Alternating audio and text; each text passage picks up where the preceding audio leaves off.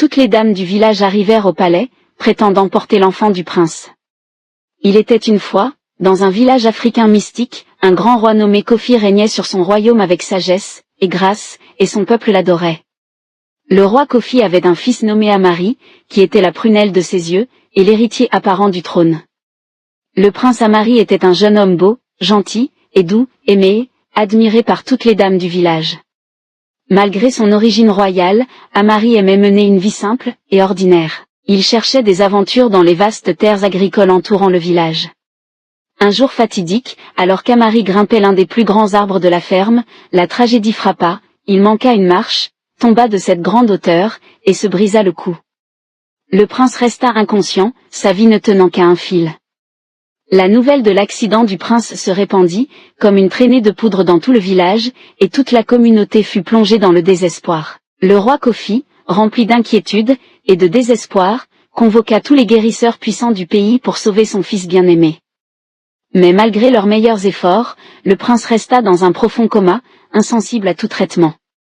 Le cœur du roi était rempli de peur, Amari était son fils unique, et l'avenir de leur royaume. Sans héritier, le trône pourrait passer à quelqu'un d'autre, et le roi Kofi ne pouvait pas laisser cela arriver. Il implora les dieux, suppliant leur intervention, et la guérison de son fils. Les villageois se joignirent aux prières, et firent des sacrifices dans l'espoir d'un miracle. Après 7 longs jours, un grand voyant arriva au palais avec une lueur d'espoir. Il déclara que les dieux lui avaient révélé qu'une jeune fille du village portait l'enfant du prince Amari. Cependant, le voyant ajouta que les dieux n'avaient pas révélé l'identité de cette jeune fille. Le cœur du roi Kofi se gonfla de joie, à l'idée d'un petit-fils à naître, qui pourrait hériter de son trône au cas où quelque chose arriverait à son fils. Il savait qu'il devait trouver cette jeune fille dès que possible pour assurer l'avenir de son royaume. La nouvelle du futur prince se répandit comme une traînée de poudre, et bientôt, presque toutes les dames du village arrivèrent au palais prétendant porter l'enfant du prince. Au fond du village, vivait une belle jeune fille nommée Sana. Sana était en relation secrète avec le prince Amari depuis longtemps, leur amour cachait des regards indiscrets du village. Plusieurs jours avant l'accident du prince, Sana avait découvert qu'elle était enceinte de son enfant, et prévoyait de l'annoncer au prince, avant l'accident tragique qui l'avait plongée dans le coma. Craignant que personne ne la croie en raison de ses origines modestes, Sana garda sa grossesse secrète. Sana aidait sa mère dans le jardin lorsque sa meilleure amie, Nia, accourut vers elle.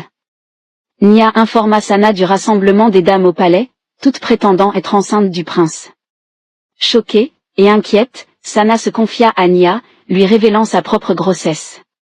Nia, consumée par l'envie et le désir de devenir reine, se moqua d'elle et s'en alla.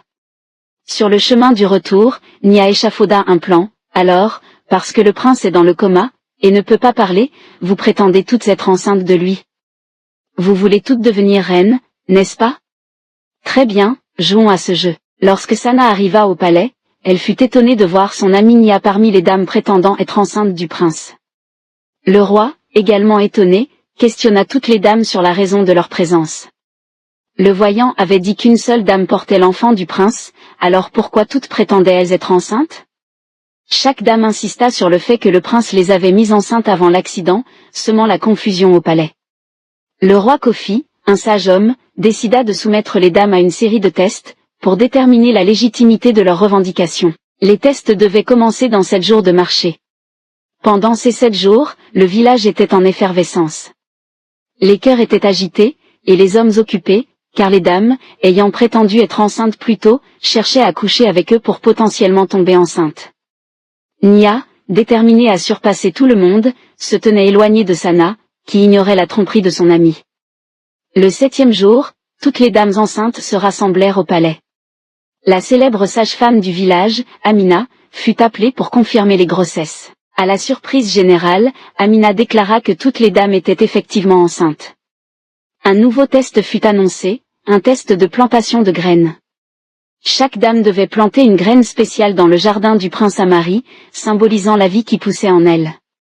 Les herboristes du village avaient effectué un rituel sur la terre, assurant que seule la dame portant l'enfant du prince aurait la plante la plus haute.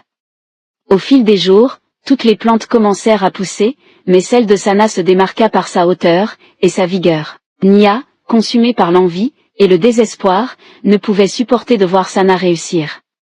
Pendant la nuit, elle se glissa dans le jardin, et détruisit toutes les plantes, espérant saboter les chances de Sana. Le lendemain, tout le village se rassembla dans le jardin, pour assister à la révélation des résultats du test. À leur grande consternation, toutes les plantes avaient dépéri.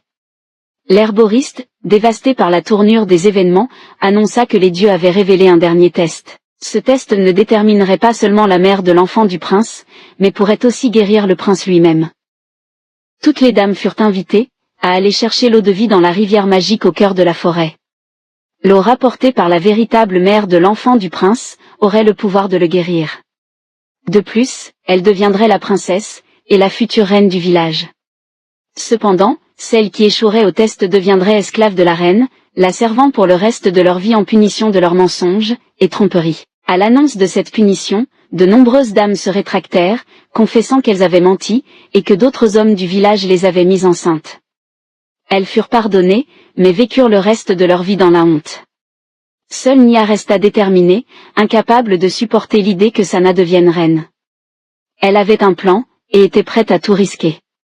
Ainsi, Sana et Nia, lourdement enceintes, entreprirent le voyage pour aller chercher l'eau de vie dans la rivière magique. Les anciennes meilleures amies étaient devenues de féroces rivales, chacune aspirant au titre de future reine du royaume. Sur le chemin du retour, Sana, épuisée par le voyage, décida de se reposer. Nia saisit cette opportunité pour échanger les pots d'eau. Elle prit l'eau de Sana, croyant que, puisqu'elle était véritablement enceinte de l'enfant du prince, son eau détenait le pouvoir de le guérir. Nia était confiante qu'elle passerait le test en ayant échangé l'eau, et que Sana deviendrait son esclave. Lorsqu'elles arrivèrent au palais, tout le village attendait leur retour, l'espoir suspendu à un fil. Nia, remplie de fausse confiance, entra la première pour présenter son eau au prince. À sa grande consternation, rien ne se produisit. Confuse et désespérée, elle se demanda pourquoi l'eau qu'elle avait échangée ne fonctionnait pas. Ce fut alors au tour de Sana. Inconsciente du fait que Nia avait échangé leur eau, Sana, avec sincérité et amour dans son cœur, administra l'eau au prince.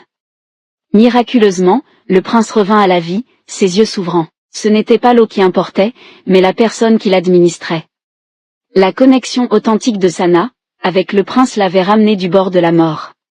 Tout le village éclata de joie et de célébration, car la jeune fille modeste qui ne se croyait jamais digne du prince fut couronnée princesse et future reine. Quelques mois plus tard, elle donna naissance à un bébé en bonne santé, le jeune prince qui hériterait un jour du trône. Sana et le prince Amari se marièrent, et vécurent heureux pour toujours, régnant sur leur royaume avec amour et compassion. Quant à Nia, sa tromperie et son envie lui coûtèrent cher.